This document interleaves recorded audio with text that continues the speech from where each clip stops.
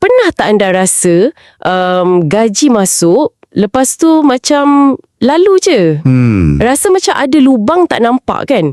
Duit tu asyik mengalir keluar je, habis sebelum cukup bulan. Ya. Fenomena poket bocor ni. Aduh, memang sangat biasa kita dengar. Kan? Jadi hari ni, kita nak tengok sikit satu petikan menarik ni dari Kuasa Target Keuangan dan Emas yang anda kongsikan. Betul. Misi kita nak cuba faham lah kenapa duit kita ni selalu sangat bocor dan macam mana satu langkah mudah yang dicadangkan ni mungkin boleh ubah keadaan. Okey, jom kita tengok. Okey. Isu duit bocor ni memanglah ia menghantui ramai orang. Tak kira gaji banyak ke sikit. Betul tu. Dan yang menarik dalam petikan ni, ia kata punca utama tu bukanlah semata-mata sebab duit tak cukup. Bukan Bukan, tapi lebih asas lagi. Kita tak ada hala tuju.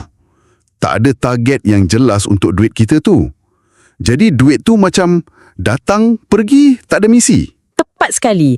Idea utama dari sumber ni nampak ringkas, tapi mendalam juga sebenarnya.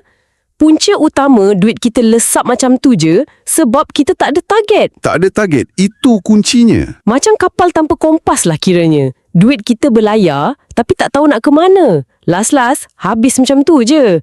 Petikan tu kata duit hanya singgah sekejap. Betul, singgah je.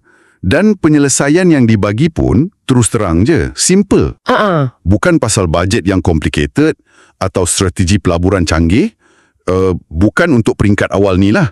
Lebih kepada bina asas dulu. Ya, dia kata tetapkan satu saja matlamat kewangan. Tapi mesti jelas dan spesifik. Satu je. Contoh dia bagi dalam petikan tu. Kumpul dana kecemasan. Cukup untuk 3 bulan gaji. Okey, dana kecemasan 3 bulan gaji. Nampak asas? Nampak asas kan? Tapi sini yang menarik. Sumber tu kata macam ada kuasa tau. Bila kita fokus pada satu benda ni je, otak kita ni, dia mula berfungsi lain sikit. Dari sudut psikologi tingkah laku kan, ini memang selari dengan teori penetapan matlamat, goal setting teori. Bila kita ada satu matlamat yang jelas, boleh diukur. Ia bagi kita fokus, bagi motivasi. Fikiran kita tak serabut dah fikir macam-macam benda serentak. Betul. Dengan hanya satu target tu. Contohnya dana kecemasan tu lah, kan?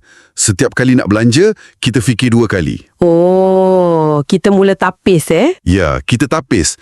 Belanja ni bantu capai target ke atau melambatkan? Jadi, proses buat keputusan kewangan harian tu jadi